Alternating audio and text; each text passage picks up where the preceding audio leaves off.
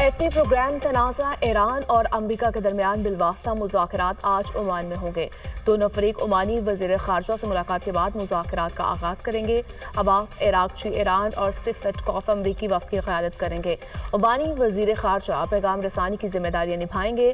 مذاکرات سے ایران کی ترجیحات واضح ہوں گی۔ ہمارا موقف واضح ہے، ایران کے پاس جوہری ہتھیار نہیں ہونے چاہیے۔ امریکی وزیر خارجہ مارکو روبیو امریکہ کے ساتھ حقیقی اور منصفانہ معاہدہ چاہتے ہیں۔ ایرانی وزارت خارجہ کا دو ٹوک موقف۔ وزیراعظم شہباز شریف کی بیلاروس کا سرکاری دورہ مکمل کر کے لندن آمد۔ لیوٹن ایئرپورٹ پر پاکستانی ہائی کمشنر ڈاکٹر فیصل نے استقبال کیا۔ وزیر خارجہ اسحاق ڈار بھی لندن پہنچنے والوں میں شامل۔ صدر نون لیگ نواز شریف آج لندن پہنچیں گے۔ نواز شریف کی پارٹی رہنماؤں سمیت اہم ملاقاتیں شیڈیول۔ شہباز شریف کے بیلاروس کے دورے کے دوران مختلف معاہدوں اور مفاہمتی یادداشتوں پر دستخط ہوئے۔ پاکستان 1.5 لاکھ ہنر مندوں کو بیلاروس بھیجے گا۔ دونوں ممالک کے درمیان فوجی تعاون اور تجارت میں اضافے کے معاہدے بھی طے پائے۔ دورہ مکمل ہونے پر شہباز شریف کو بیلاروس کے پرائم منسٹر نے الوداع کیا۔ ٹرمپ ٹیرف کی جنگ، چینی صدر کا سخت موقف۔ ٹیرف کی جنگ میں کوئی فاتح نہیں ہوتا۔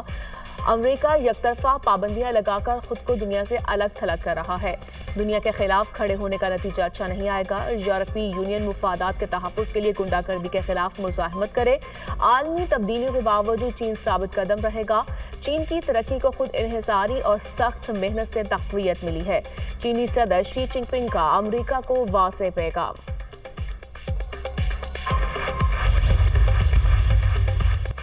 ٹیرف کے معاملے پر ڈٹے رہنا چین کے مفاد میں نہیں ہوگا۔ چین کو صورتحال سمجھنی چاہیے، چین کو جان لینا چاہیے۔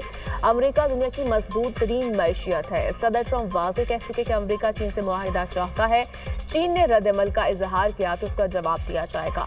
چین پر 145% ٹیرف بدستور عائد ہے۔ صدر ٹرمپ کے ٹیرف امریکیوں کی زندگی کو بہتر بنائیں گے۔ دنیا کو کاروبار کے لیے امریکی منڈیوں تک رسائی چاہیے۔ ترجمان وائٹ ہاؤس کیرولائن لیوٹ کی پریس بریفنگ۔ مریم نواز کا بطور وزیر اعلیٰ ترکیہ کا پہلا دورہ۔ مریم نواز کی انطالیہ ڈپلومیسی فورم کے تحت عالمی کانفرنس میں شرکت۔ ترک صدر طیب اردوان نے کانفرنس میں شامل مہمانوں کا خیر مقدم کیا۔ مریم نواز آج کانفرنس سے خطاب کریں گی۔ پنجاب میں تعلیم کے فروغ کے اقدامات اور اپنی جماعت کے منشور پر روشنی ڈالیں گی۔ فورم میں جغرافیائی سیاسی تبدیلیوں کے بین الاقوامی چیلنجز پر تفصیلی گفتگو ہوگی۔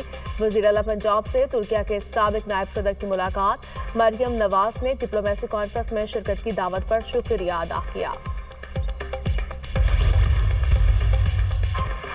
مظلوم فلسطینیوں سے ظاہر یکجہتی، ملک بھر میں ریلیاں اور جلوس۔ جمعۃ المبارک کو یوم مظلوم فلسطین کے طور پر منایا گیا۔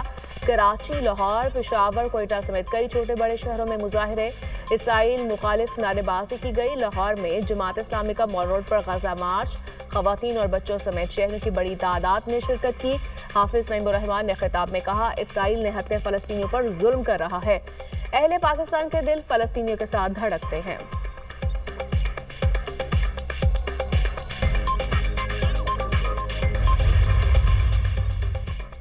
تنخواہ طبقے کو بجٹ میں ریلیف ملے گا۔ وزیر خزانہ نے خوشخبری سنا دی، جولائی یا اس سے پہلے بجلی کے بلوں میں مزید کمی پر کام جاری ہے۔ تفصیلات IMF کے پاس لے کر جائیں گے۔ 1 جولائی کے بعد بجٹ میں کوئی تبدیلی نہیں ہوگی۔ تاجروں سے ٹیکس وصولی بہتر ہوئی ہے۔ امید ہے IMF ایگزیکٹو بورڈ مئی میں اسٹاف لیول معاہدے کی منظوری دے گا۔ پاکستان امریکہ کے ساتھ تعمیری مذاکرات کرنے جا رہا ہے۔ امریکہ پاکستان کا سب سے بڑا تجارتی شراکت دار ہے۔ امریکہ کے ساتھ مثبت بات چیت کی جائے گی۔ وزیر خزانہ محمد اورنگزیب کا بیان۔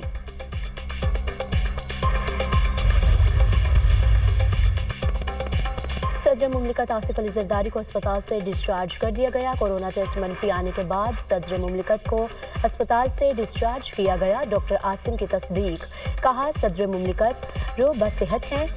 اسپتال سے چھٹی مل گئی۔ ڈاکٹرز نے صدر زرداری کو مزید فزیوتھراپی کا مشورہ دیا۔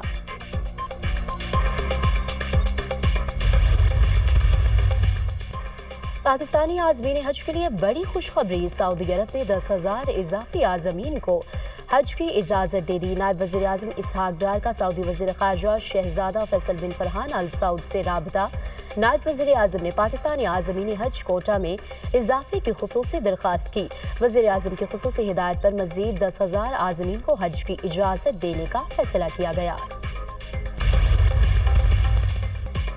AI सिर्फ मुआवन टूल है, एक जज की फैसला साजी का मुतबादिल नहीं। चैट GPT डीप सीक अदालती इस्तेदाद कार बढ़ा सकती है।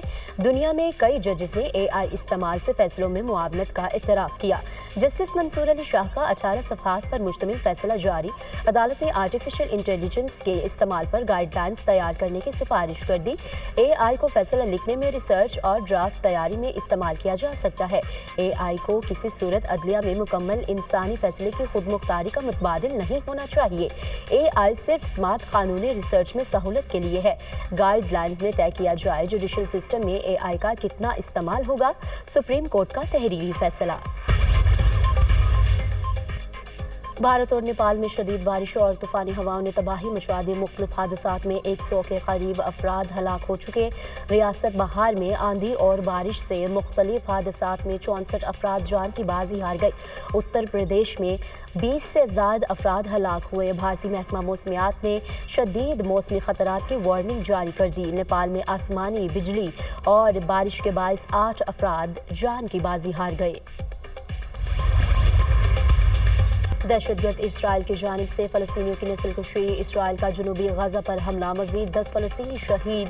सेहूनी फोर्सेस की शुमाली इलाकों पर मुसलसल बमबारी। खान यूनिस पर इसराइली हमले में 7 बच्चों समेत 10 फ़लस्तीनी शहीद हो गए। जंग में फ़लस्तीनी शहदा की मजमूई तादाद 50,886 हो गई। मकबूजा मगरबी किनारे में इसराइली छापों में कई फ़लस्तीनी गिरफ्तार। इसराइली फ़ौज ने जनीन पाक पनाहगज़ीन कैंप में मुतादिद फ़लस्तीनियों के घरों को भी जला दिया। सऊदी अरब ने फ़लस्तीनियों को इनकी सरजमीन से बेदखल करने की तजवीज़ मुस्तरद कर दी। गजा में फौरी और मुस्तकिल बुनियादों पर जंगबंदी होनी चाहिए। गजा के शहरियों को इमदाद से महरूम करना आलमी क़वानीन की खिलाफ वर्जी है। सऊदी वज़ीर ख़ारिजा।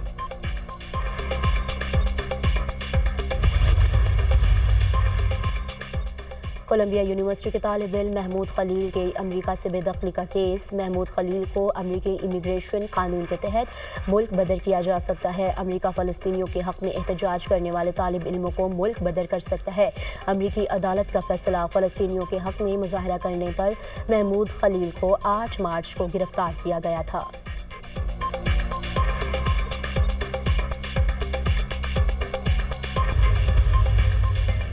और इसराइल की जानिब से फ़लस्तीनियों की नस्लकुशी। इसराइल का जनूबी गजा पर हमला, मज़ीद 10 फ़लस्तीनी शहीद। सेहूनी फोर्सेस की शुमाली इलाकों पर मुसलसल बमबारी। खान यूनिस पर इसराइली हमले में 7 बच्चों समेत 10 फ़लस्तीनी शहीद हो गए। मकबूजा मगरबी किनारे में इसराइली छापों में कई फ़लस्तीनी गिरफ्तार।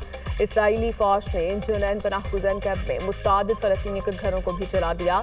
सऊदी अरब ने फ़लस्तीनियों को उनकी सरजमीन से बेदखल करने की तजवीज़ मुस्तरद कर दी। गजा के शहरों को इमदाद से महरूम करना आलमी क़वानीन की खिलाफ वर्जी है। सऊदी वज़ीर ख़ारिजा।